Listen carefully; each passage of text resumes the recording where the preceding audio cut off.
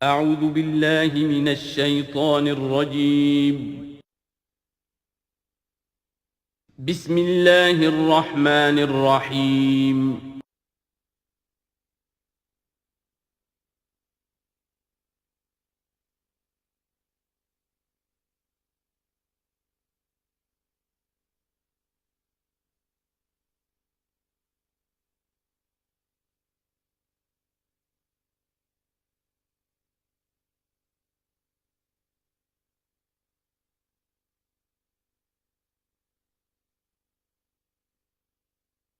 نحمده ونصلي على رسوله الكريم اما بعد فاعوذ بالله من الشيطان الرجيم بسم الله الرحمن الرحيم واتل ما اوحي اليك من كتاب ربك لا مبدل لكلماته ولن تجد من دونه ملتحدا واصبر نفسك مع الذين يدعون ربهم بالغداة والعشي يريدون وجهه ولا تعد عيناك عنهم تريد زینة الحیاة الدنیا ولا تطع من اغفلنا قلبه عن ذکرنا واتبع هواه وكان امره فرطا وقل الحق من ربكم فمن شاء فليؤمن ومن شاء فليكفر انا اعتدنا للظالمين نارا احاط بهم سرادقها صدق اللہ العظیم۔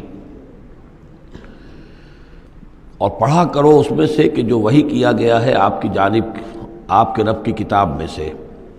اس کی باتوں کا بدلنے والا کوئی نہیں، اور نہیں پاؤ گے تم اپنے لیے اس کے سوا کوئی اور جائے پناہ۔ تھامے رکھو، روکے رکھو اپنے آپ کو ان لوگوں کے ساتھ جو پکارتے ہیں اپنے رب کو صبح و شام اور چاہتے ہیں اس کی رضا، طالب ہیں اس کے روئے انور کے، اور نہ دوڑیں آپ کی نگاہیں ان سے ہٹ کر آپ کہ دنیا کو یہ محسوس ہو، یہ مغالطہ ہو کہ ترید و زینت الحیات الدنیا۔ یہ ذرا مشکل مقام ہے قرآن مجید کا کہ بظاہر تو الفاظ یہ ہیں کہ آپ کی نگاہیں دنیا کی زیبائش اور آرائش کی تلاش میں ان فقراء اور غرباء سے ہٹ کر امراء کی طرف نہ اٹھیں،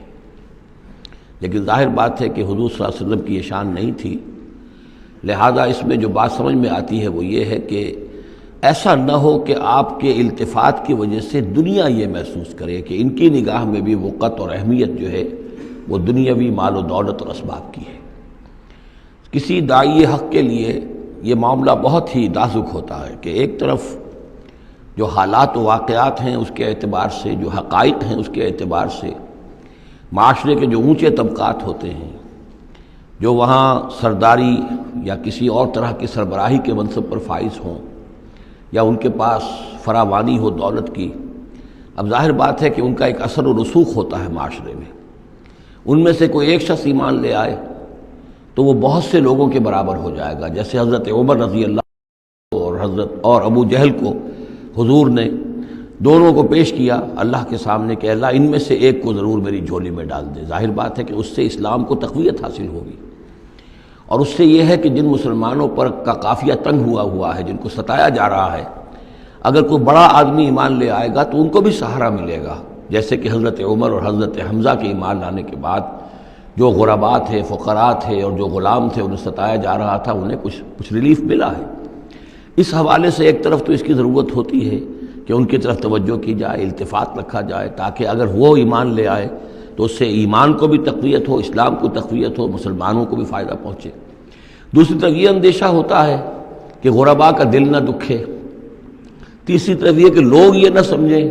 کہ یہ بھی زیادہ جو ہے مدارات کرتے ہیں اور زیادہ التفات کرتے ہیں امراء کی طرف، اہم لوگوں کی طرف، گویا کہ ان کی نگاہوں میں بھی دنیا کی انہی چیزوں کی وقت ہے، انہی چیزوں کی اہمیت ہے۔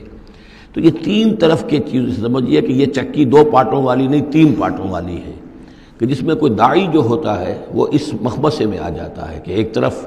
تقاضا یہ ہے خود تحریک کا، دعوت کا، اس جد و جہد کا، اس کے تقاضے یہ ہیں کہ ان کی طرف التفات ہو، ان کی طرف توجہ کی جائے تاکہ ان میں سے کچھ لوگ ایمان لے آئیں تو کام میں سہولت حاصل ہو، مدد حاصل ہو، لیکن دوسری طرف یہ منفی دو اثرات بھی موجود ہیں۔ تو اس کے مابین جو ہے حکم دیا جا رہا ہے حضور صلی اللہ علیہ وسلم کو کہ بہرحال آپ یہ احتیاط کیجئے کہ یہ تاثر نہ ابھرنے پائے کہ محمد کے نزدیک بھی صلی اللہ علیہ وسلم اصل اہمیت جو ہے وہ دولت مند لوگوں کی ہے۔ ولا تطع من اغفلنا قلبه عن ذکرنا، اور مت کہنا مانیے ان لوگوں کا، یہ جیسا کہ میں نے بارہا عرض کیا ہے کہ دباؤ پڑ رہا تھا سرداران قریش کی طرف سے کہ کچھ ہماری بات مان لیجئے، کچھ ہم آپ کی مان لیں گے۔ تو یہاں گویا کہ اس پہ پھر متنبہ کیا جا رہا ہے کہ جن لوگوں کو دلوں کو ہم نے اپنی یاد سے غافل کر دیا ہے، محروم کر دیا ہے، آپ ان کی باتیں سنیں بھی مت، ان کی طرف دھیان بھی مت دیجیے۔ ولا تطع من اغفلنا قلبه عن ذکرنا واتبع هواه وكان امره فرطا وقل الحق من ربکم۔ یہ جو مضمون ابھی ہم نے دوبارہ پڑھا ہے، اس کو آپ دیکھیں گے کہ یہ 21ویں پارے کی آغاز میں پھر دوبارہ آئے گا کہ جب بھی شدید کشاکش کا دور آیا ہے تو اس میں یہی ہدایات اللہ تعالیٰ کی طرف سے آئی ہیں حضور کو اور حضور کی وساطت سے تمام اہل ایمان کو کہ قرآن مجید کے ساتھ تمسک جو ہے اور مضبوط کرو، قرآن مجید کے ساتھ اپنے تعلق کو اور گہرا کرو، اور اس کو پڑھنا اور اس کا جو ہے اس کے ساتھ جو ہے اپنے اوقات کا بسر کرنا، اس میں اور اضافہ کرو، اسی سے تم ان شدائد اور مصائب کا مقابلہ کر سکو گے۔ وَقُلِ الْحَقُّ مِن رَبِّكُمْ، اور کہہ دیجئے یہ حق ہے میرے رب کی طرف، تمہارے رب کی طرف سے جو میں پیش کر رہا ہوں۔ فَمَن شَاءَ فَلْيُؤْمِنْ وَمَن شَاءَ فَلْيَكْفُرْ، تو اب جو چاہے ایمان لائے، جو چاہے کفر کرے۔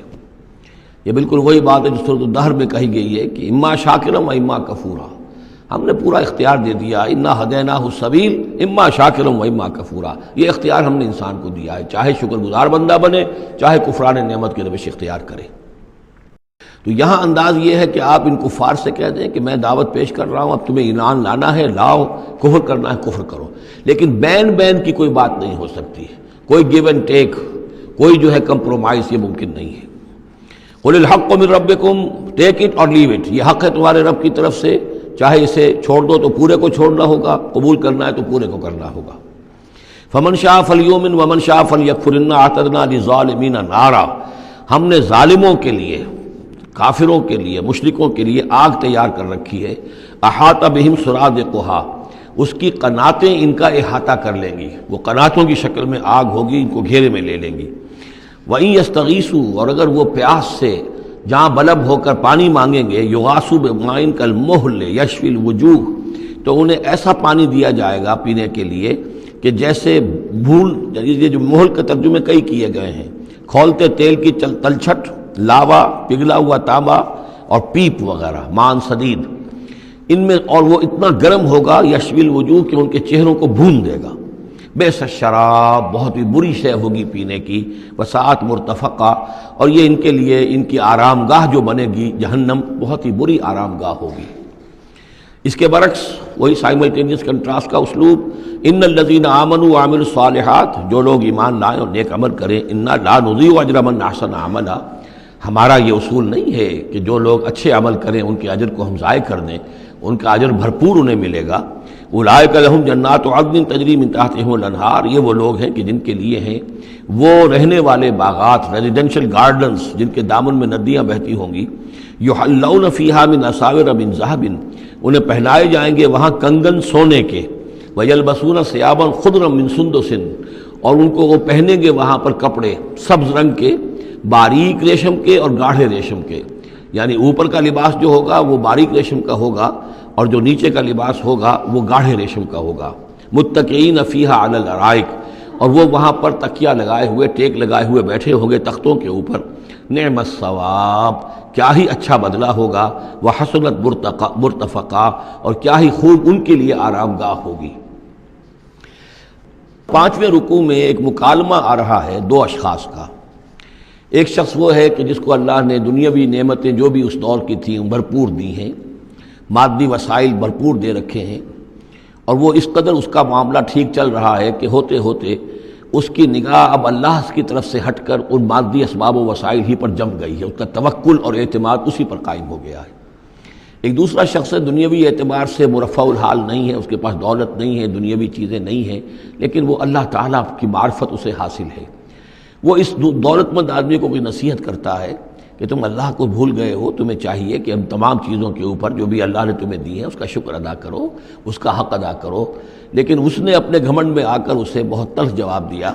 کہ میرے پاس یہ سب کچھ ہے تو گویا کہ میں اللہ تعالیٰ کا لاڈلا ہوں، چہیتا ہوں، تم جوتیاں پٹخار رہے ہو، تمہارے پاس کچھ نہیں ہے، تمہاری کوئی حیثیت نہیں ہے، تمہاری حیثیت ہی نہیں ہے کہ مجھے تم واعظ بھی کہو۔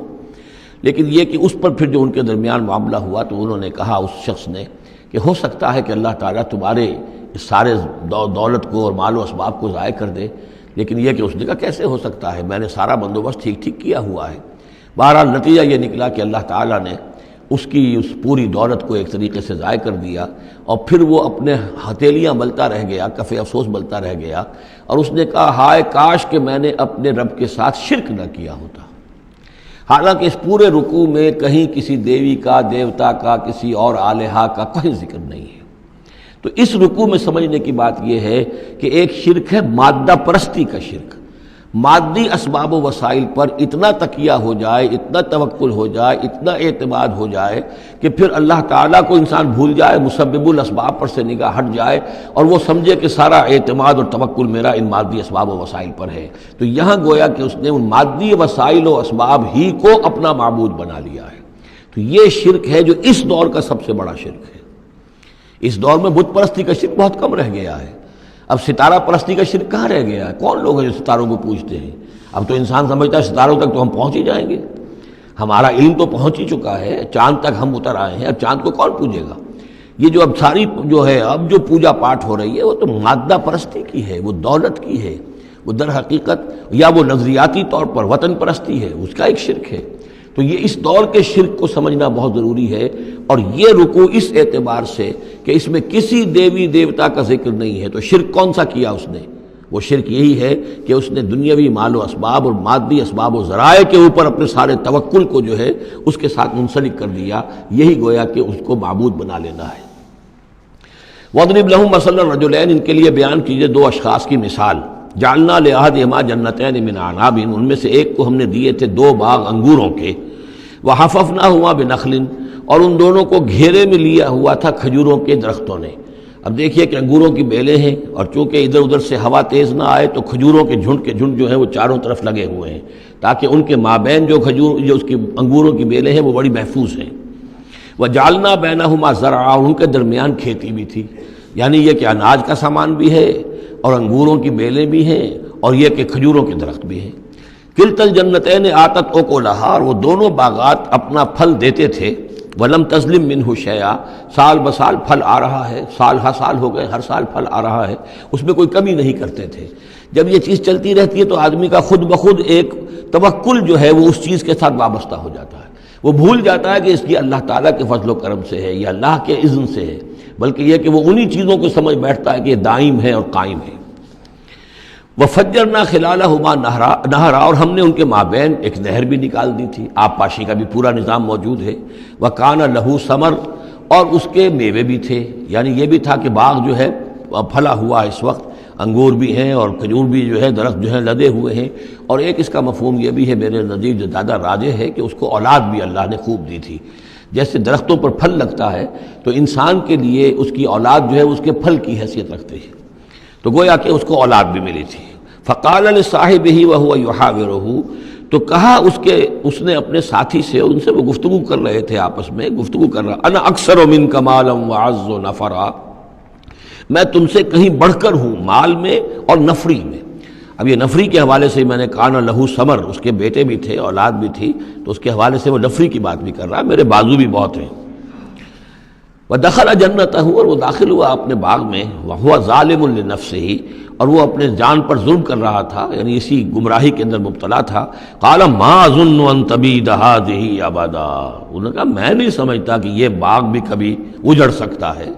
کیا مجھے دھمکا رہے ہو کہ اللہ تعالیٰ جو ہے کہیں تم میری یہ دولت سلب نہ کر لے؟ دیکھو میں نے کھجوریں کس حساب سے یہاں پر لگائی ہیں کہ کوئی اگر آئے بھی، کوئی باد سرسر آئے یا کوئی اور بھی ہوا کا تیز لو کے جھونکے آئیں تو وہ میری انگوروں کے بیلوں تک نہ پہنچے۔ یہ گویا کہ سینٹینلز کھڑے ہوئے ہیں، کھجور کے درخت جو ہیں وہ روک رہے ہیں۔ پھر میں نے یہاں پہ آب پاشی کا نظام ہے، میرے نہر چلی ہوئی ہے۔ ما اظن ان تبید هذه ابدا، میں نہیں سمجھتا کہ میرا یہ باغ جو ہے کبھی یہ کہ برباد بھی ہو سکتا ہے۔ وما اظن الساعة قائمة، اور یہ جو تم قیامت وغیرہ کی بات کر رہے ہو، اول تو میرا گمان نہیں ہے کہ کوئی قیامت کھڑی ہونے والی ہے۔ وما اظن الساعة قائمة، میں نہیں سمجھتا کہ یہ قیامت ہونے والی ہے۔ ہاں ڈکوسلے سے ہیں، کچھ بڑوں سے سنا تو ہے۔ اور یہ کہ وَلَئِن رُدِدتُّ إِلَىٰ رَبِّي، اگر مجھے لوٹا ہی دیا گیا اپنے رب کے پاس، لَأَجِدَنَّ خَيْرًا مِنْهَا مُنْقَلَبًا، تو مجھے وہاں لازماً ملے گا بہت بہتر لوٹ کر۔ اب اس کے اندر ایک فلسفہ ہے ان کا کہ جب اللہ نے مجھے یہاں دیا، اللہ کے وہ منکر نہیں تھے، اللہ نے مجھے یہاں دیا ہے تو اس کا مطلب یہ کہ میں چہیتا ہوں، لاڈلا ہوں، یا اللہ نے مجھے کچھ صلاحیتیں دی ہیں، میں نے بڑی عمدہ پلاننگ کر کے باغ بنائے ہیں، سارا اس کا بندوبست کیا ہے، تو یہ میری جو صلاحیت ہے، یہ اللہ کی دی ہوئی جو میرے اندر ہے، یہ جو خیر ہے، یہ کہاں چلا جائے گا؟ آخرت میں بھی مجھے پھر ملے گا اور اس سے بہتر ملے گا، اور تم جیسے یہاں جوتیاں پٹخار رہے ہو ایسے ہی وہاں پٹخارو گے۔ وَلَئِن رُدِدتُّ إِلَىٰ رَبِّي، اگر بالفرض ہو ہی گیا ایسا، لوٹا ہی دیا گیا میں اپنے رب کی طرف، لَأَجِدَنَّ خَيْرًا مِّنْهَا مُنقَلَبًا، تو اس سے بھی بہتر مجھے وہاں پر ملے گا۔ قَالَ لَهُ صَاحِبُهُ، اب اس اللہ کے بندے نے، جو نیک بندہ تھا، کہا اس سے، اس کے ساتھی نے، وَهُوَ يُحَاوِرُهُ، اور ان سے گفتگو کر رہا تھا، أَكَفَرْتَ بِالَّذِي خَلَقَكَ مِن تُرَابٍ، کیا تو نے کفر کیا اس ہستی کا جس نے تجھے مٹی سے بنایا، ثم من نطفہ، پھر گندے پانی کی بوند سے بنایا،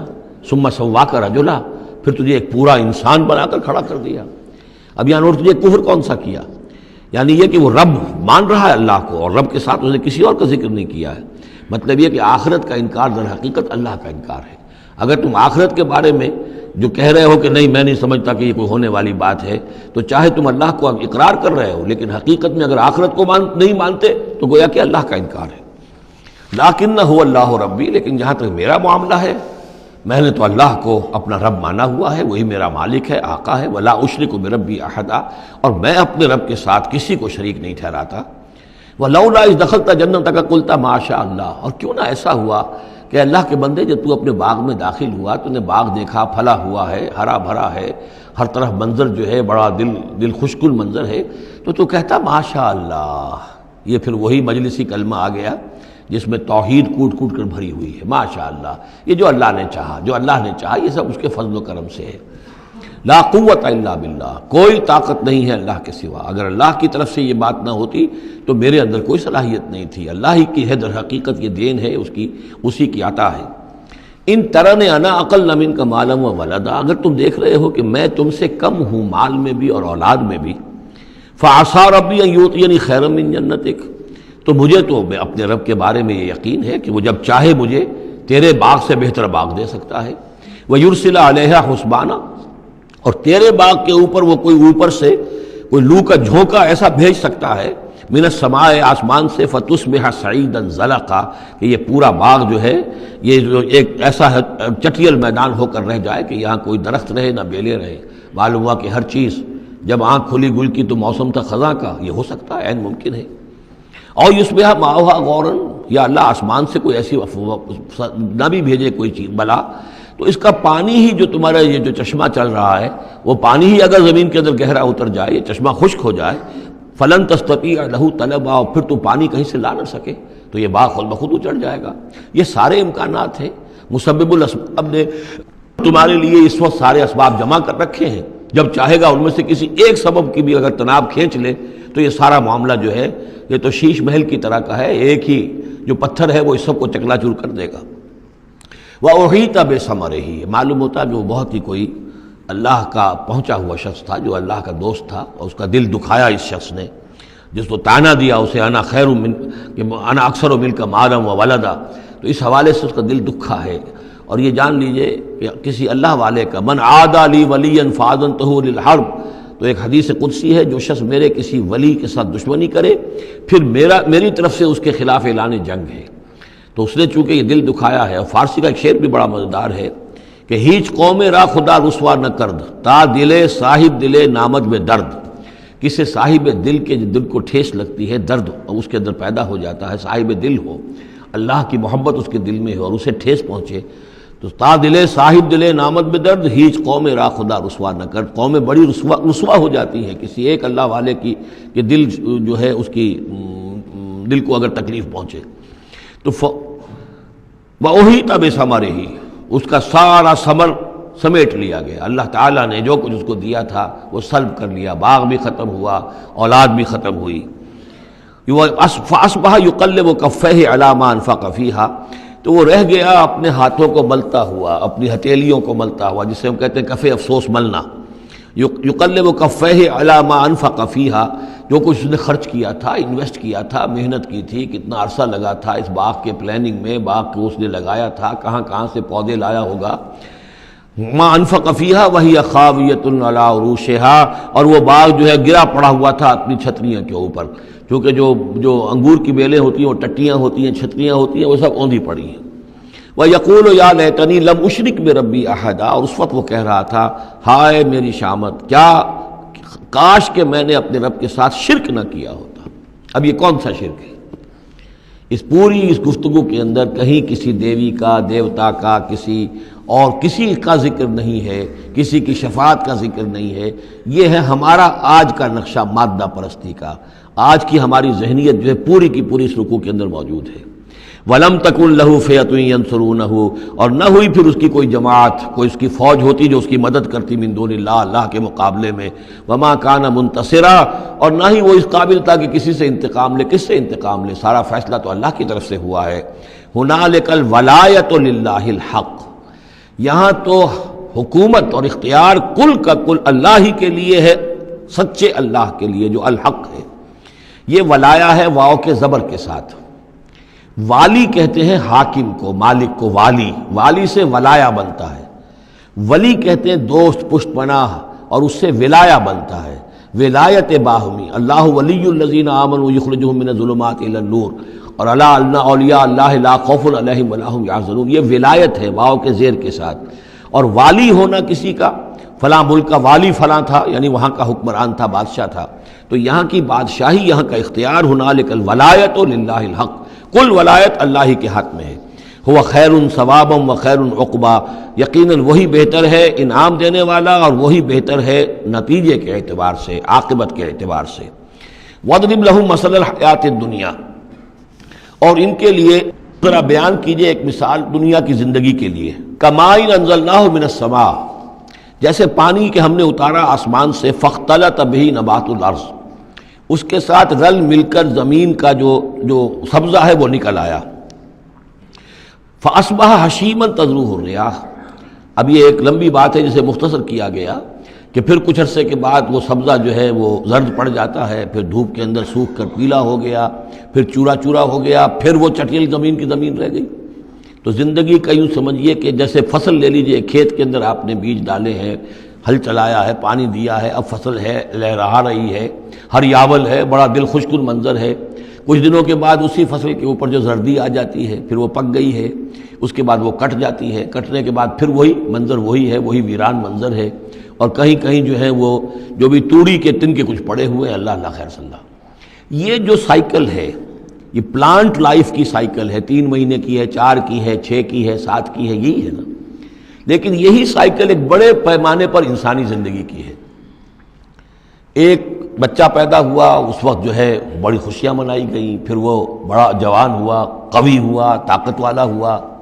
پھر اس کے اوپر ادھیڑ ابھر آ گئی، بال میں سفیدی آ گئی، چہرے پر جو ہے وہ جھریاں پڑنی شروع ہوئیں، اس کے بعد پھر اس پر موت وارد ہوئی، پھر اسے قبر میں اتار دیا گیا، وہ مٹی سے تھا اور مٹی میں جا کر مل گیا۔ ایک ہی سپین ایک چل رہا ہے، سائیکل چل رہا ہے۔ یہ انسانی زندگی کا سائیکل ہے، اور یہ جو نباتاتی زندگی کا سائیکل ہے، فرق اس میں کچھ نہیں ہے۔ اوپر سے پانی آیا اور زمین کا سبزہ نکل آیا، اوپر سے روح آئی ہے، اور ہمارے یہ اجساد اس زمین سے نکلے ہوئے ہیں۔ ان دونوں نے مل کر ہمیں اس حیات دنیاوی کی ایک شکل دے دی ہے۔ روح اوپر سے آئی ہے، زمینی شے نہیں ہے۔ بولے روح من امر ربی، اور یہ کہ زمینی طور پر جو بھی کچھ ہے، جو نظام ہے یہاں کا، اس میں یہ ہمارا جسم بنتا ہے اپنے ماؤں کے پیٹوں میں، اور پھر یہ روح کے ساتھ مل کر اس دنیا کی زندگی کے اندر ایک جو ہے ایک وقفہ امتحان جو ہے اس کو بسر کر رہا ہے۔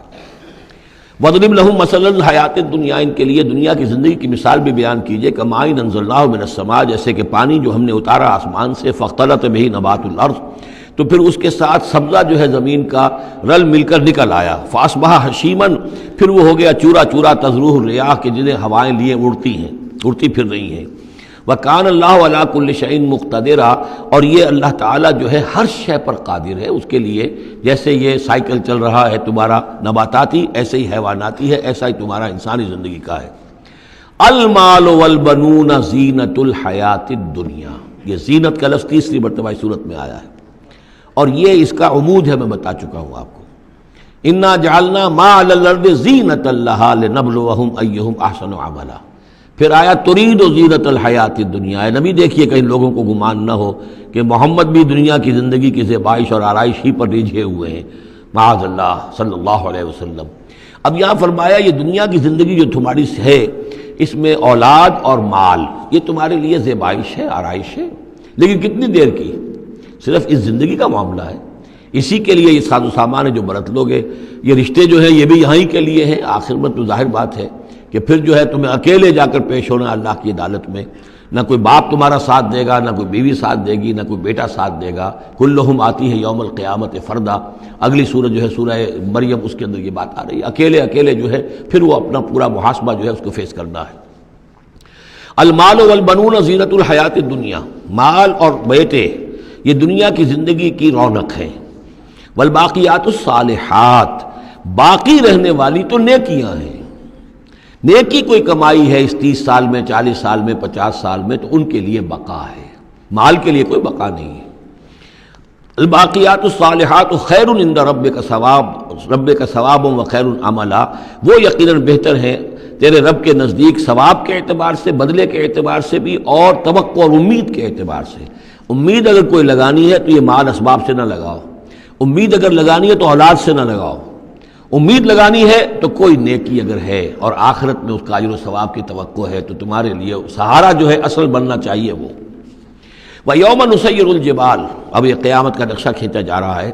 اور جس دن کہ ہم چلائیں گے پہاڑوں کو، وَتَرَى الْأَرْضَ بَارِزَةً، اور تم دیکھو گے کہ زمین بالکل ننگی ہو گئی ہے، کوئی اونچائی نہیں رہی، کوئی نیچائی نہیں رہی، کوئی اونچ نہیں، کوئی ٹیڑھ نہیں، کچھ نہیں، سیدھی چٹیل پہاڑ چل جائیں گے تو ظاہر بات ہے کہ یہ اونچائیاں ختم ہو جائیں گی۔ وَحَشَرْنَاهُمْ، اور ہم ان سب کو جمع کریں گے، وَلَمْ نُغَادِرْ مِنْهُمْ أَحَدًا، اور ان میں سے ایک کو نہیں چھوڑیں گے، کوئی بھی نسل انسانی کا جو حضرت آدم سے لے کر اور قیامت کے آخری ساعت تک جو لوگ بھی پیدا ہوں گے سب کے سب موجود ہوں گے۔ وَعُرِضُوا عَلَىٰ رَبِّكَ صَفًّا، وہ پیش کیے جائیں گے اپنے رب کے سامنے صفیں باندھے ہوئے۔ لَقَدْ جِئْتُمُونَا كَمَا خَلَقْنَاكُمْ أَوَّلَ مَرَّةٍ، یہ پہلے بھی مضمون آ چکا ہے، آ گئے ہونا ہمارے پاس جیسے کہ ہم نے پیدا کیا تھا پہلی مرتبہ۔ پہلی مرتبہ کب؟ عالم ارواح میں، وہ اکٹھے تھے سب کے سب۔ بعد میں جو دنیا میں پیدائش ہماری ہوئی ہے یہ تخلیق ہے دوسری مرتبہ، یہ زمینی تخلیق کے ساتھ روح کو جوڑ کر جو ہے یہ ہمارا در حقیقت یہ تخلیق ثانی ہے۔ تخلیق اول جو ہے وہ تو ہماری ارواح کی شکل میں ہوئی، اور وہی شکل میں تھی کہ آدم سے لے کر اگر کل دنیا کی زندگی 15,000 برس ہو، فرض کیجئے آدم کے بعد سے لے کر قیامت تک، تو 15,000 برس تک جتنے انسان نسل آدم میں پیدا ہوئے بیک وقت وہ موجود تھے اس وقت بھی، اور بیک وقت موجود ہوں گے قیامت کے میدان میں بھی۔ لَقَدْ جِئْتُمُونَا، آ گئے ہو ہمارے پاس، كَمَا خَلَقْنَاكُمْ أَوَّلَ مَرَّةٍ، جیسے کہ ہم نے پیدا کیا تھا تمہیں پہلی بار۔ بَلْ زَعَمْتُمْ أَن لَّن نَّجْعَلَ لَكُم مَّوْعِدًا، اس وقت ہم نے تم سے ایک قول و قرار لیا تھا، لست بربکم قالوا بلا، لیکن اس دنیا کی زندگی میں تمہیں یہ گمان ہو گیا تھا کہ تمہارے لیے ہم کوئی وقت، وعدے کا وقت مقرر نہیں کریں گے، یعنی ملاقات نہیں ہوگی، تم بھول گئے تھے اس ملاقات کو، جی چرا رہے تھے ہم سے ملنے سے۔ الذین لا یرجون لقاءنا، جو ہم سے ملاقات کے امیدوار ہی نہیں ہیں، اس خیال ہی کو ذہنوں سے دور رکھتے تھے کہ کبھی اللہ کے حضور میں حاضری ہے۔ ووضع الکتاب، اور اعمال نامہ لا کر رکھ دیا جائے گا۔ وضع، اب وہ اعمال نامہ کیا ہوگا؟ کون سا جائنٹ قسم کا کوئی کمپیوٹر ہوگا؟ ہر فرد نوع بشر، آدم کی ہر نسل کا اس میں پورا کارنامہ زندگی محفوظ ہوگا۔ آپ کو معلوم ہے جیسے کمپیوٹر کے اوپر ایک بٹن دبتا ہے اور وہ سب آ گیا، اور ایک بٹن دبے گا اس کا پورا جو چھپ کر بھی آ گیا۔ ایک ایک فرد کی پوری زندگی کا ریکارڈ موجود ہے۔ جیسا کہ میں نے کئی بار عرض کیا، ان چیزوں کا ماننا اب جتنا آسان ہو گیا ہے، آج سے 100 برس پہلے ماننا اتنا آسان نہیں تھا۔ کس قدر گہرے ایمان بالغیب کی ضرورت تھی۔ آج تو یہ چیزیں ہمارے حساب کتاب میں آ رہی ہیں، چھوٹے چھوٹے سے بٹن کی طرح کا تو ٹیپ ریکارڈر ہوتا ہے کہ آپ سے ملنے کے لیے کوئی آیا ہے، آپ کو پتہ ہی نہیں، اور اس کا جو بٹن ہے، جو کوٹ کا آپ بٹن سمجھ لیں، وہ ٹیپ ریکارڈر ہے، وہ آپ کے ساتھ جو گفتگو ہو رہی ریکارڈ ہو رہی ہے، آپ کو پتہ ہی نہیں۔ جو صورتحال یہ ہو چکی ہے، ذرا لگائیے کہیں پر اور آپ کو معلوم ہوگا کہ آپ کی ساری گفتگو سن لیجئے آپ۔ تو یہ ساری ریکارڈنگ کے ہر چیز محفوظ ہو رہی ہے، اعمال نامے میں ہر شے موجود ہے۔ ووضع الکتاب، اور وہ لا کر اعمال نامہ رکھ دیا جائے گا، کہیں سے وہ کمپیوٹر شاید کس جگہ پر ہے، اور وہاں سے وہ انسٹال جو ہے وہاں سے لا کر میدان حشر میں ٹکایا جائے گا۔ ووضع الکتاب فتر المجرمین مشفقین مما فی، تم دیکھو گے اب مجرموں کو ڈر رہے ہوں گے، کانپ رہے ہوں گے کہ اس میں کیا کچھ ہے. وَيَقُولُونَ، اور وہ کہتے ہوں گے یا ویلتنا، ہائے ہماری شامت، ما لہذا الکتاب، یہ کیسا اعمال نامہ ہے، لا یغادر صغیرۃ ولا کبیرۃ، اس نے تو کسی چھوٹی سی چھوٹی بات کو نہیں چھوڑا، نہ کسی بڑی بات کو چھوڑا، الا احصاها، مگر یہ کہ اس کو محفوظ رکھا ہوا ہے. اس نے تو مائنیوٹس ڈیٹیلز کو بھی اومٹ نہیں کیا ہے. کیسا یہ اعمال نامہ،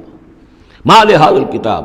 لا یغادر صغیرۃ ولا کبیرۃ الا احصاها ووجدوا ما عملوا حاضرا، ما عملوا، اور وہ پائیں گے جو بھی عمل انہوں نے کیا ہوگا اسے موجود. ولا یظلم ربک احدا، تیرا رب کسی پر ظلم نہیں کرے گا. یہ تمہارے اپنے اعمال ہیں. اب دیکھیے یہاں 6 رکوع ختم ہوئے، 7واں رکوع شروع ہو رہا ہے، اور 7ویں رکوع کی پہلی آیت سورہ بنی اسرائیل میں بھی یہی تھی، وَإِذْ قُلْنَا لِلْمَلَائِكَةِ اسْجُدُوا لِآدَمَ فَسَجَدُوا إِلَّا إِبْلِيسَ. بالکل ٹھیک درمیان میں سورہ بنی اسرائیل میں بھی 12 رکوع اس کے ہیں، 12 رکوع اس کے ہیں. سورہ بنی اسرائیل کی 111 آیات ہیں، سورہ کہف کی 110 آیت ہیں. یعنی یوں سمجھیے کہ نہایت حسین، متوازن، ہر اعتبار سے بہت ہی خوبصورت جوڑا ہے. اس کی نسبت زوجیت جو ہے اس سورہ بنی اسرائیل اور سورہ کہف کی بہت نمایاں ہے. میری ایک کتاب ہے، وہ اس میں آخری جو ہے اسی پر بحث ہے، قرآن حکیم کی صورتوں کا اجمالی تجزیہ، جس میں کہ اس کی نسبت زوجیت کو میں نے بڑی تفصیل کے ساتھ، اگرچہ بڑی اختصار ہے لیکن جامعیت کے ساتھ بیان کر دیا ہے. وَإِذْ قُلْنَا لِلْمَلَائِكَةِ اسْجُدُوا لِآدَمَ فَسَجَدُوا إِلَّا إِبْلِيسَ، اور جو یاد کرو جب کہ ہم نے کہا تھا فرشتوں سے کہ جھکو آدم کے سامنے، سجدہ کرو آدم کو، تو ان سب نے سجدہ کیا لیکن نہیں کیا ابلیس نے. کانا من الجن، اب یہاں وہ حقیقت کھول دی گئی جو بقیہ 6 جگہوں پر نہیں ہے، وہ جنات میں سے تھا. فَفَسَقَ عَنْ أَمْرِ رَبِّهِ، فا یہاں پر اب علت کو ظاہر کر رہا ہے. فرشتہ کبھی بھی اللہ کے حکم سے سرتابی نہیں کرتا، فرشتہ اللہ کے حکم کی نافرمانی نہیں کرتا. یفعلون ما یؤمرون لا یعصون اللہ ما امرهم. تو یہ جو نافرمانی اس نے کی ہے اس کی وجہ یہ ہے کہ وہ فرشتوں میں سے نہیں تھا، جنات میں سے تھا. کان من الجن ففسق عن امر ربہ، تو اس نے وہ نگل بھاگا اپنے رب کے حکم سے، یہ نافرمانی کی اپنے رب کے فرمان کی. افتتخذونہ وذریتہ اولیاء من دونی، تو سوچو اے اولاد آدم، کیا تم اس کو اپنا ولی بناتے ہو اور اس کی نسل کو، اس کی اولاد کو، اس کے چیلوں چاٹوں کو، اس کے ایجنٹوں کو، ان سے دوستیاں گاٹھتے ہو، من دونی، مجھے چھوڑ کر. میں تمہارا خیر خواہ، میں نے تمہارے سامنے سارے فرشتوں کو جھکوا دیا، میں نے تمہیں خلافت عرضی عطا فرمائی، تم میری کریشن کا ماسٹر پیس، کلائمیکس، اور تم بدبختو، تم نے مجھے چھوڑ کر دوست بنایا اس شیطان لعین کو اور اس کے ایجنٹوں کو اور اس کی اولاد کو، چاہے وہ اس کے ایجنٹ جو ہیں وہ اس کے صلب سے ہیں، اس کی اولاد سے ہیں، اور یا یہ کہ انسانوں میں سے ہیں. افتتخذونہ وذریتہ اولیاء من دونی، کیا تم اسے اور اس کے اولیاء اور اس کی نسل کے لوگوں کو، اس کی اولاد کو ولی بنا رہے ہو مجھے چھوڑ کر. وہم لکم عدو، جبکہ فی الواقع وہ تمہارے دشمن ہیں. بئس للظالمین بدلا، کتنا برا بدل ہے کہ جو ان ظالموں نے اپنے لیے اختیار کیا ہے. اللہ کو چھوڑ کر ان کی نفاقت، اللہ کی دوستی چھوڑ کر اس شیطان لعین کی دوستی. ما اشہدتہم خلق السماوات والارض ولا خلق انفسہم،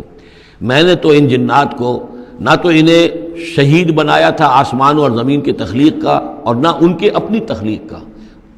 وما کنت متخذ المضلین عضدا، اور میں ایسے بہکانے والوں کو اپنا مددگار نہیں بنایا کرتا. یہ جو تم نے ان کو میرے برابر بنا دیا، اس کو مجھے چھوڑ کر انہیں ولی بنا لیا، ان کی دوستی کر رہے ہو، تو آسمان کی اور زمین کی تخلیق میں، بلکہ خود ان کی تخلیق میں وہ کوئی اس کے شاہد نہیں ہے. وَيَوْمَ يَقُولُ نَادُوا شُرَكَائِيَ الَّذِينَ زَعَمْتُمْ، اور جس دن کہ اللہ کہے گا کہ پکارو ذرا میرے ان شرکاء کو جن کا تمہیں زعم ہو گیا تھا، تمہیں گمان تھا کہ وہ میرے شریک ہیں. فَدَعُوهُمْ، تو وہ پکاریں گے ان کو. فَلَمْ يَسْتَجِيبُوا لَهُمْ، تو وہ انہیں کوئی جواب نہیں دیں گے. وَجَعَلْنَا بَيْنَهُمْ مَوْبِقًا، اور ان کے درمیان ہم ہلاکت والی گھاٹی حائل کر دیں گے، خلیج حائل کر دیں گے، کہ وہ جو شرکاء چاہے اولیاء اللہ ہی ہوں اور چاہے وہ انبیاء ہوں اور چاہے فرشتے ہوں، لیکن وہ کہ خلیج حائل ہوگی ہلاکت کی، وہ ان کی مدد کے لیے یا ان کی بات سن کر ان کے سفارش کرنے کے لیے نہیں آ سکیں گے. وَرَأَى الْمُجْرِمُونَ النَّارَ، اور مجرمین جو ہیں، ظالم، گناہ گار، کافر، وہ دیکھیں گے آگ کو کہ اب یہ ہے جس میں ہمیں جھونکا جانا ہے. فَظَنُّوا أَنَّهُمْ مُوَاقِعُوهَا، اور انہیں یقین ہو جائے گا کہ اب وہ اس میں ڈال دیے جائیں گے. وَلَمْ يَجِدُوا عَنْهَا مَصْرِفًا، اور وہ نہیں پائیں گے اس سے کہیں بھی بھاگنے کی کوئی جگہ، اس سے انحراف کی کوئی راستہ. وَلَقَدْ صَرَّفْنَا فِي هَذَا الْقُرْآنِ لِلنَّاسِ مِنْ كُلِّ مَثَلٍ، یہ آیت جو کہ تو سورہ بنی اسرائیل میں بھی آیت نمبر 89 ہے، وہاں یہاں یہ آیت 54 ہے، لیکن فرق کیا ہے؟ وہاں ہے وَلَقَدْ صَرَّفْنَا فِي هَذَا الْقُرْآنِ مِنْ كُلِّ مَثَلٍ، وَلَقَدْ صَرَّفْنَا فِي الْقُرْآنِ، وہاں ذرا الفاظ کا تھوڑا سا فرق ہے، وَكَانَ الْإِنسَانُ أَكْثَرَ شَيْءٍ جَدَلًا، ہم نے اس قرآن میں کل مثالیں جو بیان کر دی ہیں لوگوں کی ہدایت کے لیے، لیکن یہ کہ وہاں ہے فَأَبَى أَكْثَرُ النَّاسِ إِلَّا كَفُورًا، لیکن اکثر لوگ جو ہیں وہ کفران نعمت ہی پر اڑے رہتے ہیں۔ یہاں فرمایا وَكَانَ الْإِنسَانُ أَكْثَرَ شَيْءٍ جَدَلًا، لیکن انسان جو ہے تمام مخلوقات سے بڑھ کر ہے جھگڑالو۔ وَمَا مَنَعَ النَّاسَ أَن يُؤْمِنُوا، یہ الفاظ بھی جو کہ تو سورہ بنی اسرائیل میں بھی آئے تھے۔ وَمَا مَنَعَ النَّاسَ أَن يُؤْمِنُوا آیت نمبر 94 ہے یہ وہاں، وَمَا مَنَعَ النَّاسَ أَن يُؤْمِنُوا إِذْ جَاءَهُمُ الْهُدَىٰ وَيَسْتَغْفِرُوا رَبَّهُمْ، اور نہیں روکا لوگوں نے کو ایمان لانے سے جبکہ ان کے پاس ہدایت آ گئی کہ وہ استغفار کرتے اپنے رب سے، إِلَّا أَن تَأْتِيَهُمْ سُنَّةُ الْأَوَّلِينَ، وہاں آیا ہے إِلَّا أَن قَالُوا أَبْعَثَ اللَّهُ بَشَرًا رَسُولًا، کہ ان کو ایمان سے روکنے والی ان کا یہ خیال تھا کہ کیا اللہ تعالیٰ نے انسان کو رسول بنا کر بھیجا ہے۔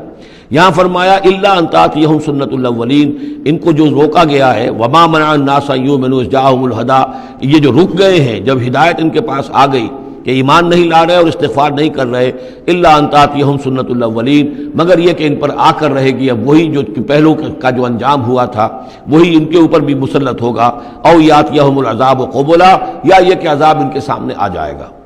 وما نرسل المرسلین الا مبشرین ومنذرین، یہاں پہ جمع کے صیغے میں آ رہا ہے، سورہ بنی اسرائیل میں واحد کے صیغے میں آیا تھا آخری رکوع میں، وما ارسلناک الا مبشرا ونذیرا، اور ہم نے نہیں بھیجا ہے محمد آپ کو مگر مبشر اور نذیر بنا کر۔ یہاں جمع کے صیغے میں وما نرسل المرسلین الا مبشرین ومنذرین ویجادل الذین کفروا بالباطل، اور یہ کافر جو ہیں یہ جھگڑتے ہیں کفر اور بالباطل، جھوٹ کے لیے، جھوٹ کی طرف سے، لیدحضوا بہ الحق، تاکہ اس کے ذریعے سے حق کو بچلا دیں، حق کو ٹلا دیں، حق کو شکست دے دیں۔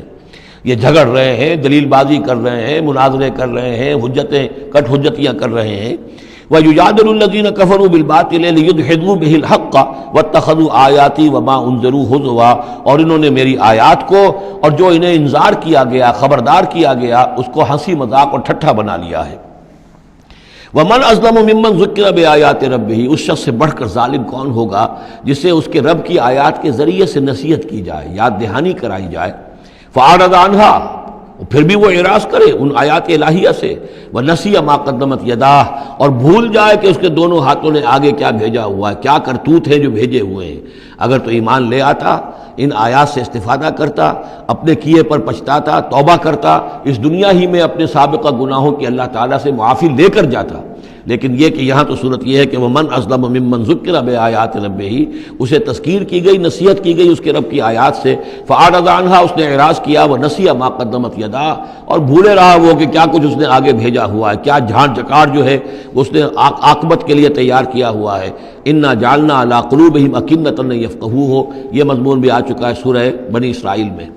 حجابا مستورا، اور ہم نے ان کے دلوں کے اوپر جو ہے پردے ڈال دیے ہیں۔ انا جعلنا علی قلوبہم اکنۃ لیفقہوہ، ہم نے ان کے دلوں کے اوپر پردے ڈال دیے ہیں کہ اسے سمجھ نہ پائیں، وفی آذانہم وقرا، اور ان کے کانوں میں ہم نے ثقل پیدا کر دیا، بوجھ پیدا کر دیا کہ یہ سن نہیں سکتے۔ وان تدعوہم الی الہدی، اور اگر آپ پکاریں گے انہیں ہدایت کی طرف دعوت دیں گے، فلن یہتدوا اذا ابدا، تو یہ کبھی بھی ہدایت پانے والے نہیں ہیں۔ یعنی اب ان کے دلوں پر مہر لگ چکی ہے، اب اللہ تعالیٰ کا وہ جو قانون ہے ہدایت و ضلالت کا، اس کی جو آخری دفعہ ہے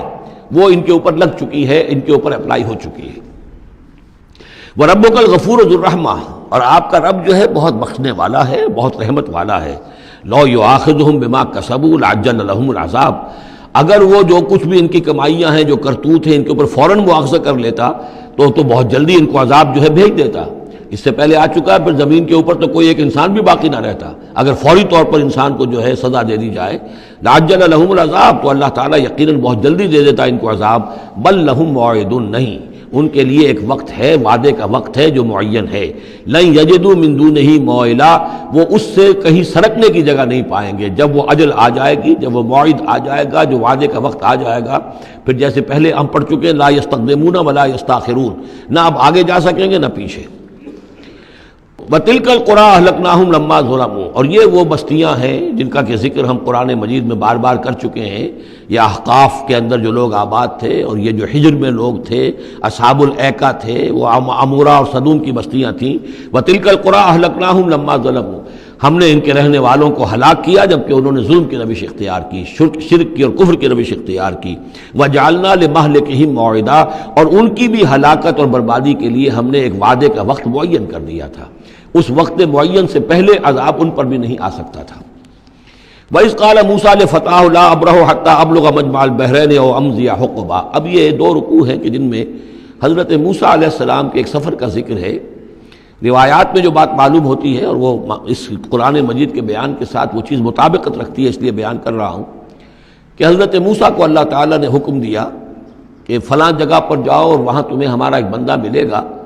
اور وہ بندہ جو ہے بہت صاحب علم ہے، کچھ عرصہ اس کے پاس رہو. ہو سکتا ہے کہ یہ حضرت موسیٰ علیہ السلام کا بھی ابتدائی دور ہو نبوت کا، اور جیسے کہ اللہ تعالیٰ نے ہمیں معلوم ہے روایات سے 3 برس تک جو حضور صلی اللہ علیہ وسلم کی تعلیم کا بندوبست کیا ہے، ایک فرشتہ جو ہے مستقل جو ہے آپ کے ساتھ رہا ہے. اسی طریقے سے شاید اللہ تعالیٰ نے کسی یا تو فرشتے کو، جسے ہم خضر کہہ دیتے ہیں، یہ بھی کوئی یقین کے ساتھ معلوم نہیں کہ وہ خضر علیہ السلام، قرآن میں ان کا نام نہیں ہے. یہ بھی رائے ہے کہ وہ فرشتے ہیں، یہ بھی رائے ہے کہ وہ انسانوں میں سے کوئی انسان ہے جن کو اللہ تعالیٰ نے بہت لمبی عمر دے دی ہے. جیسے جن کو دے رکھی ہے ایک ابلیس کو، تو انسانوں میں سے ایک اچھے اپنے نیک اور اپنے پسندیدہ اور برگزیدہ انسان کو بھی اس نے بہت بڑی عمر دے رکھی ہے، وہ حضرت خضر ہے. واللہ عالم، اس کے بارے میں کوئی تفصیل ہم نہیں جان سکتے. لیکن یہ کہ حضرت موسیٰ علیہ السلام سے کہیں کسی جگہ پر ان کو یہ خیال آ گیا کہ شاید اس وقت روئے ارضی پر سب سے زیادہ علم جو ہے اللہ تعالیٰ نے مجھے عطا کیا ہے. لیکن اس کے لیے پھر ذرا تعدیباً اور تربیتاً اور تعلیماً اب انہیں کہا گیا کہ فلاں ہمارا بندہ فلاں جگہ جاؤ، تمہاری ملاقات ہوگی، کچھ دیر اس کے پاس رہو اور دیکھو کہ وہ اس سے کیا حکمت تم سیکھ سکتے ہو. اب اس کے لیے حضرت موسیٰ نکلے ہیں اپنے نوجوان ساتھی خادم کے ساتھ، یوشع ابن نون ان کو ساتھ لے کر. وَإِذْ قَالَ مُوسَىٰ لِفَتَاهُ لَا أَبْرَحُ حَتَّىٰ أَبْلُغَ مَجْمَعَ الْبَحْرَيْنِ، اور جب کہا موسیٰ نے اپنے اس نوجوان ساتھی سے جن کا نام یوشع ابن نون ہے کہ میں نہیں باز آؤں گا یہاں تک کہ چلتا رہوں اور پہنچ جاؤں مجمع البحرین تک، جہاں پر کہ دونوں دریا مل جاتے ہیں، او امضیہ حقبا، یا پھر میں چلتا رہوں گا، چاہے وہ مجھے سینکڑوں برس گزر جائیں میں چلتا رہوں گا.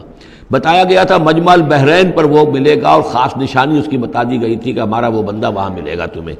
اب مجمع البحرین پر بھی اختلاف ہے. ایک کا تو خیال یہ ہے، وہ جو نقشہ میں نے آپ کو دکھایا تھا، کہ یہ جو ریڈ سی ہے، اس کی جو 2 کھاڑیاں ہو جاتی ہیں، تو ان کا جو مقام اتصال ہے گویا کہ وہاں بھیجا گیا کہ یہاں پر. لیکن صحیح رائے زیادہ جو ہے وہ یہ ہے کہ یہ جو دریائے نیل آتا ہے مصر میں، تو یہ سوڈان سے آتا ہے، تو 2 دریا مل کر یہ دریا بنتے ہیں، النیل الازرق اور النیل الابیض. ایک سفید رنگ کا پانی ہے اور ایک بھی نیلے رنگ کا پانی ہے. یہ نقشہ ہمیں بھی اٹک پر نظر آتا ہے. دریائے سندھ جو تربیلا سے نکل کر پانی آتا ہے وہ نیلے رنگ کا ہے، اور جو دریائے کابل کا پانی آ رہا ہوتا ہے مغرب سے، تو اس کا وہ پانی گدلا ہے. اور کافی دور تک پھر ہمیں نظر آتا ہے کہ یہ دریائے کابل کا پانی چل رہا ہے گدلے رنگ کا، اور یہ صاف صاف پانی جو ہے دریائے سندھ کا چل رہا ہے. تو اسی طرح کا معاملہ وہاں پر ہے. نیل جو ہے نیلا نیل اور سفید نیل، النیل الازرق اور النیل الابیض، وہاں پر پہنچے ہیں. کہیں یہ یوں سمجھیے خرطوم کے آس پاس، کہ میں اب چلتا جاؤں گا. فلما بلغا مجمع بینہما، جب یہ پہنچ گئے اس دونوں دریاؤں کے ملنے کی جگہ پر، نسیا حوتہما،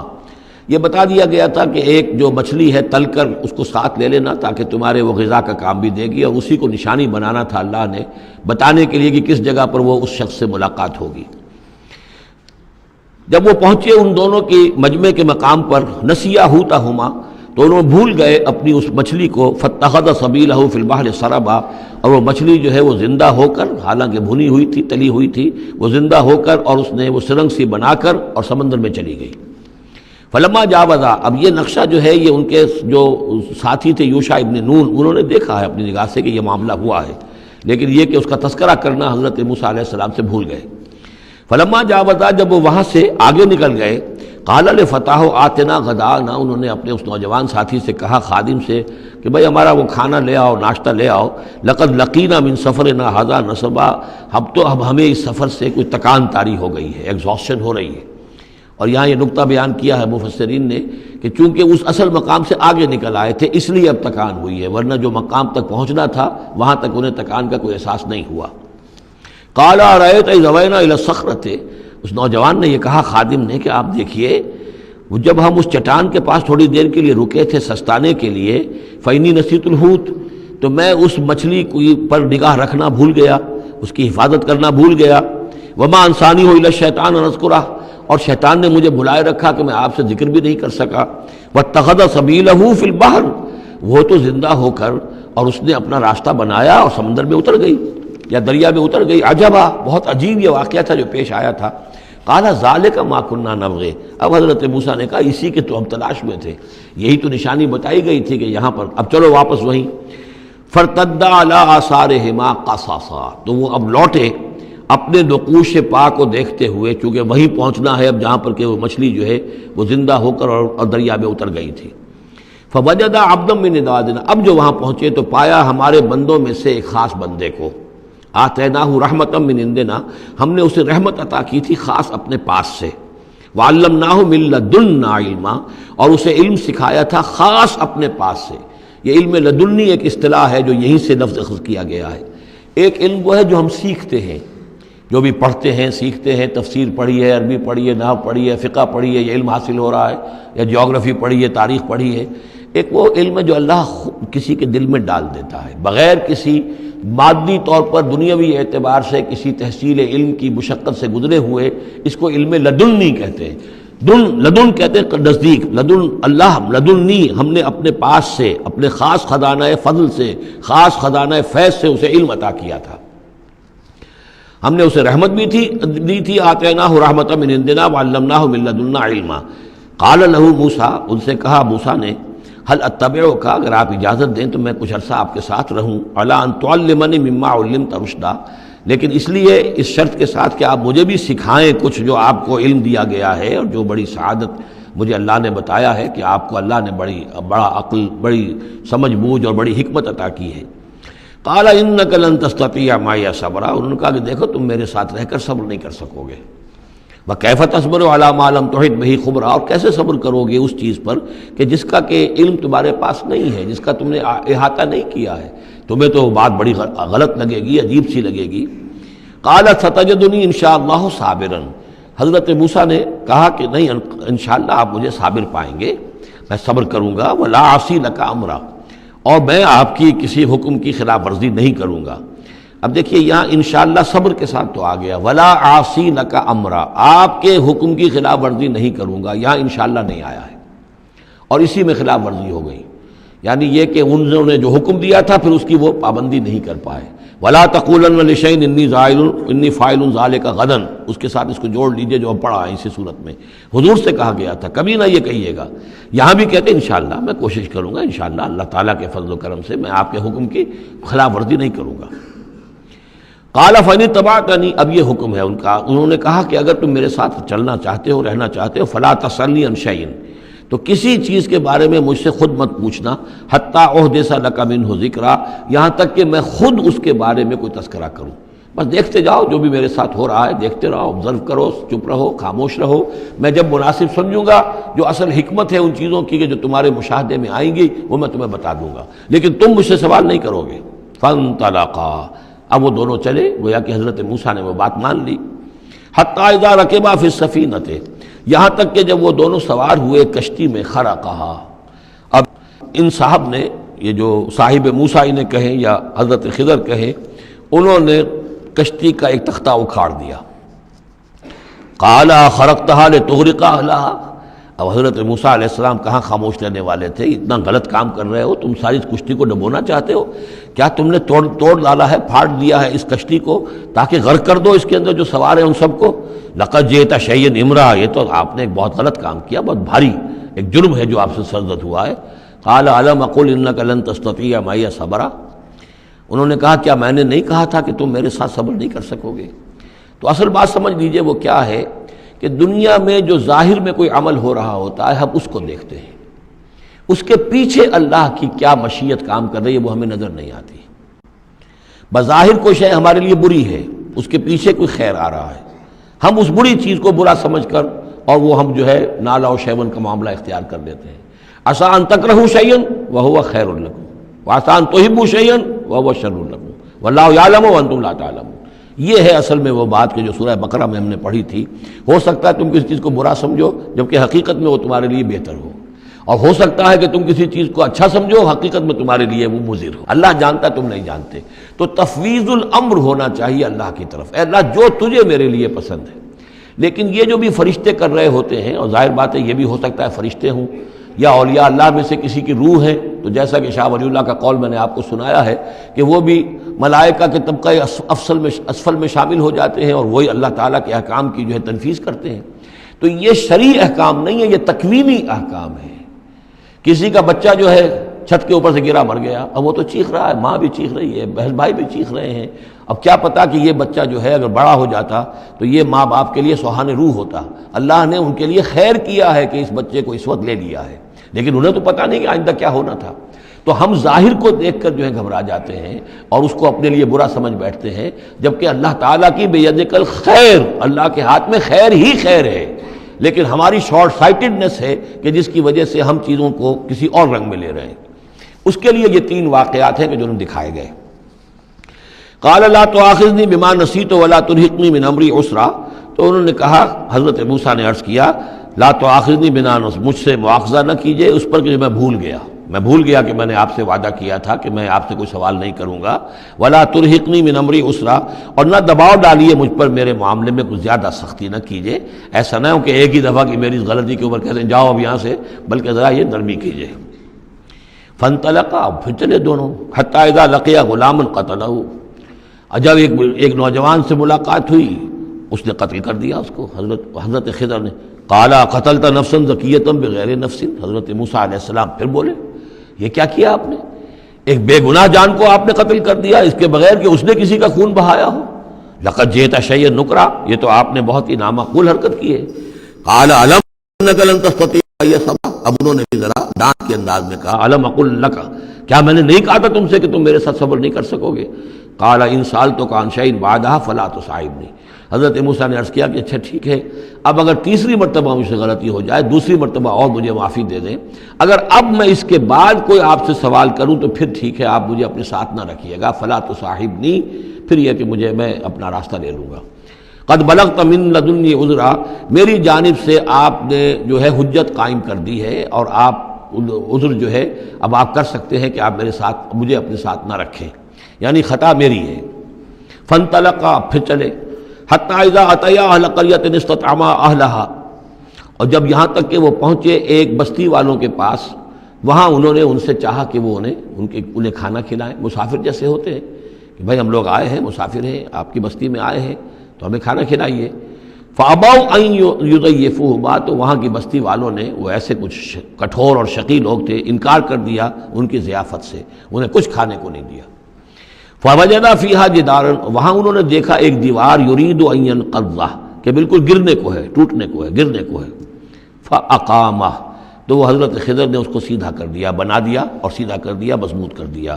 قال لو شئت لاتخذت علیہ اجرا،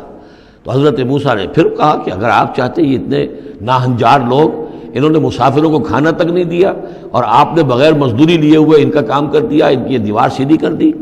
لو شئت لاتخذت علیہ اجرا، آپ اس پر اجرت طلب کرتے ان سے، اور یہ جو اجرت سے جو ہے بہرحال ہم جو ہے کچھ نہ کچھ کھاتے پیتے۔ قال ھذا فراق بینی و بینک، کہ بس یہ اب میرے اور آپ کے درمیان اب علیحدگی کا وقت ہے۔ سأنبئک بتأویل ما لم تستطع علیہ صبرا، اب میں تمہیں بتائے دیتا ہوں اصل راز اور حقیقت ان چیزوں کا جس پر کہ آپ صبر نہ کر سکے۔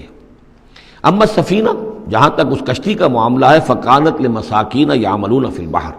تو یہ ان مزدوروں کی ملکیت تھی کہ جو دریا میں محنت کرتے ہیں، جیسے کشتی ہے ادھر سے ادھر اتار دیا، دو پیسے لے لیے، ایک پیسہ لے لیا، یہ مزدوری کر رہے ہیں، ان کے لیے گویا کہ کمائی کا اور ان کی معاش کا یہی ذریعہ ہے۔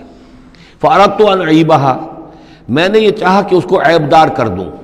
وکان وراءہم ملک یاخذ کل سفینۃ غصبا، جبکہ آگے جو ہے ایک بادشاہ تھا، حاکم تھا، جو ہر کشتی کو کہ جو ثابت و سالم ہے اسے وہ غصب کر رہا ہے، اس کو جو ہے کنفسکیٹ کر رہا ہے، جیسے آج کل بھی ہوتا ہے ہمارے ہاں، وہ ویگنز جو ہیں وہ پولیس والے روک لیتے ہیں تو اسی طریقے سے وہ جو ہے قبضہ کر رہا ہے ان پر، یاخذ کل سفینۃ غصبا۔ اب وہ دیکھے گا کہ یہ تو ٹوٹی ہوئی کشتی چھوڑ دے گا، تو کشتی میں ایک تختہ لگا لینا تو آسان کام ہے، پوری تختی جا رہی تھی تو میں نے ایک تختہ جو ان کا جو ہے توڑ دیا ہے تاکہ اسے ناقص سمجھ کر وہ بادشاہ جو ہے اسے ریجیکٹ کر دے، اس کشتی کو نہ لے، تو ان مزدوروں کی پوری کشتی بچ جائے۔ ایک تختہ توڑنے سے تختی بچتی ہے، اور یہ سالم رہتی تختی تو پوری کشتی جا رہی تھی۔ تو میں نے ان کی خیر کے لیے کیا ہے، جس کو تم نے یہ سمجھا کہ شاید میں لوگوں کو ہلاک کرنے کے لیے میں نے یہ قدم اٹھایا ہے۔ وَأَمَّا الْغُلَامُ، اور جہاں تک اس لڑکے کا معاملہ ہے، نوجوان کا، فَكَانَ أَبَوَاهُ مُؤْمِنَيْنِ، اس کے والدین بڑے نیک اور صالح ہیں، والدین دونوں کے دونوں۔ فَخَشِينَا أَن يُرْهِقَهُمَا طُغْيَانًا وَكُفْرًا، اب ظاہر بات ہے کہ حضرت خضر کو معلوم ہوگا کہ اس کے جینز اچھے نہیں ہیں، بڑے شرارتی قسم کے جین اس کے اندر ہیں، اور یہ جب جوان ہوگا تو یہ آوارہ ہو کر اٹھے گا اور بہت سخت ہوگا اور اپنے والدین کے لیے سوہان روح بن جائے گا۔ یرہقہما طغیانا و کفرا، ناشکری اور زبردستی کر کے ان کو عاجز کرے گا، ستائے گا۔ فاردنا یبدلہما ربہما خیرا منہ زکاۃ واقرب رحما، تو ہم نے یہ چاہا کہ ان کا رب ان کے لیے بدل دے، اس سے بہتر اولاد اسے دے، بیٹا دے دے کہ جو اس کے لیے پاکیزگی میں بھی اور شفقت اور رحمت میں بھی اس سے بہتر ہو، جو ان کے لیے بڑھاپے میں سہارا بن سکے۔ تو ہم نے صرف یہ کیا ہے کہ یہ بچہ جو ہے وہ یہ ساری چیزیں جو اللہ کے حکم سے میں کر رہا ہوں، یہ گویا کہ تکوینی امور ہیں جو ہو رہے ہیں، یہ تشریعی امور نہیں ہے، تم شریعت کے حوالے سے دیکھ رہے ہو، اور میں یہ تکوینی معاملات کر رہا ہوں اللہ کے حکم کے مطابق۔ اور یہ در حقیقت رحمت ہے، جس کو کہ لوگوں نے یہ سمجھا ہوگا جن کا بچہ جو والدین کا فوت ہو گیا تو ان کے اوپر تو پہاڑ ٹوٹ پڑا ہوگا غم کا، لیکن اصل میں اللہ تعالیٰ نے یہ ان کے خیر کے لیے کیا۔ وَأَمَّا الْجِدَارُ، اور جہاں تک اس دیوار کا معاملہ ہے، فَكَانَ لِغُلَامَيْنِ يَتِيمَيْنِ فِي الْمَدِينَةِ، تو یہ دو غلام لڑکوں کی دیوار ہے جو شہر میں رہتے ہیں۔ وَكَانَ تَحْتَهُ كَنْزٌ لَهُمَا، اور اس دیوار کی جڑ میں ان کے لیے ایک دفینہ ہے۔ وَكَانَ أَبُوهُمَا صَالِحًا، اور ان کا باپ جو ہے وہ بہت نیک آدمی تھا، باپ نیک تھا، عین وہ جو سمجھئے کہ کسی جوانی میں یا کوئی وقت جو ہے وہ اس کی موت کا وقت آ گیا، بچے چھوٹے چھوٹے تھے، اس نے کچھ اپنی پونجی جو ہے گھر کے اندر ایک دیوار کی جڑ کے اندر بنیاد کے اندر دفن کر دی، یہ بڑے ہو جائیں بچے یہ نکال لیں۔ اب چونکہ وہ نیک تھا لہذا اللہ تعالیٰ کی طرف سے اس کا اہتمام ہو رہا ہے۔ دیوار اگر اس وقت گر گئی ہوتی تو یہ خزانہ ظاہر ہو جاتا، اور ابھی وہ بچے جو ہیں وہ چھوٹے ہیں، تو لہذا یہ لوگ جو ہیں بستی والے کتنے ناہنجار ہیں جنہوں نے ہمیں کھانے کو نہیں دیا ہے، وہ کیا یتیموں کے اس مال کا لحاظ کریں گے؟ وہ سارا کا سارا اس مال کو قبضہ کر لیں گے۔ تو میں نے وہ دیوار بنا دی ہے۔ کان ابوہما صالحا، ان کا باپ بہت نیک آدمی تھا۔ فاراد ربک یبلغ اشدہما، تو آپ کے رب کا یہ فیصلہ ہوا کہ یہ دونوں بچے جو ہیں اپنی پوری جوانی کو، پختگی کو، بلوغت کو پہنچ جائیں۔ ویستخرجا کنزہما، اور پھر وہ اپنا خزانہ نکال لیں۔ رحمتا من ربک، یہ تینوں امور آپ کے رب کی رحمت کا منظر ہے۔ بظاہر جو بھی نظر آ رہا ہے، تو دنیا میں جو حالات و واقعات ہو رہے ہیں یہ حقیقت دنیا کے اعتبار سے ہم اس کے ظاہر کو دیکھتے ہیں، اور ظاہر کے حوالے سے ہی دل گرفتہ ہو گئے، رنجیدہ ہو گئے، نقصان ہو گیا، یہ ہو گیا۔ ہاں اے فلک پیر جواں تھا ابھی عارف، کیا تیرا بگڑتا جو نہ مرتا کوئی دن اور، مرثیوں پر مرثیے کہے جا رہے ہیں، یہ سب کچھ ہوتا ہے، لیکن یہ کہ یہ پتہ نہیں ہوتا کہ اللہ تعالیٰ کی طرف سے جو بھی ہے وہ خیر ہے، اسی میں بھلائی ہے۔ تو بندہ مومن کا کام کیا ہے؟ تفویض الامر الی اللہ، اپنے معاملات کو اللہ کے حوالے کر دے، راضی برضائے رب، جو اللہ کی طرف سے آیا کہ ہر چساقی ماریخت عین الطاف است۔ رحمتا من ربک، یہ سب کچھ رحمت تھا، رحمت ہے آپ کے رب کی طرف سے۔ وما فعلتہ عن امری، یہ میں نے اپنے جی سے نہیں کیا ہے، میرا فیصلہ نہیں ہے۔ یعنی یہ جو بھی تھے، چاہے فرشتے تھے اور چاہے کوئی نیک انسان ہے جنہیں اللہ نے بہت لمبی زندگی دے دی ہے، چاہے یہ کوئی روح ہے کہ جو انسانی شکل میں پھر آ گئی ہے، کہ جو اللہ تعالیٰ نے کسی ولی اللہ کی روح کو جو ہے وہ طویل زندگی دے رکھی ہے، کوئی بھی ہے، اس سے کوئی فرق واقع نہیں ہوتا، لیکن یہ کہ وہ در حقیقت کارکنان قضاء و قدر کی فوج میں ریکروٹ ہو گئے۔ وہ جو فیصلے کر رہے ہیں، جس کی تنفیذ کر رہے ہیں، اس کا شریعت سے تعلق نہیں ہے، وہ تکوینی امور ہے اللہ تعالیٰ کے۔ ذالک تعویل ما لم تستطع علیہ صبرا، یہ ہے تعویل، یہ ہے اصل حقیقت، یہ ہے اصل راز ان چیزوں کا جس پر کہ اے موسیٰ تم صبر نہ کر پائے۔ اب اس کے بعد جو ایک رکوع میں واقعہ آ رہا ہے ذوالقرنین کا، تو جو بھی 1-2 منٹ ہمارے پاس ہے اس میں میں تھوڑی سی تمہید بیان کیے دیتا ہوں کہ تو ایک سوال یہ بھی تھا کہ ذوالقرنین کون ہے؟ یہ کون ہے؟ یہ سمجھیے کہ اس صدی تک تقریباً 1300 برس تک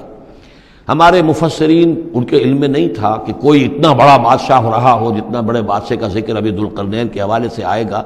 تو لہٰذا لوگوں نے یہ سمجھا عام طور پر کہ سکندر اعظم، یہی معلوم تھا سکندر بہت بڑا فاتح تھا، وہ مقدونیہ سے چلا یونان سے اور دریائے بیاس تک آ گیا، تک کتنا بڑا، تو اس کو، لیکن یہ کہ اس کی سیرت و کردار جو ہے جو سکندر کی معلوم ہے، اس کی کوئی مناسبت ذوالقرنین کے اس کردار سے نہیں ہے۔ ذوالقرنین اصل میں ایران کے بادشاہ تھے، اور ایران اس وقت دو ملکوں میں اوپر میں منقسم تھا۔ اب بھی اگر ابھی کبھی نقشہ دیکھیں گے تو ایک علاقہ جو ہے ایران کا وہ تو ہے جو خراسان کا حصہ ہے، جو اصل ایران ہے اس کو بھی یوں سمجھیے دو حصوں میں، ایک پارس پرانا کہلاتا تھا جس سے فارس کا لفظ بنا ہے، اور دوسرا مادہ تھا، میڈیا یا مادہ۔ تو یہ ایک شخص ایسے ابھرے کہ جنہوں نے ان دونوں کو ملا کر ایک حکومت بنایا، اور وہاں سے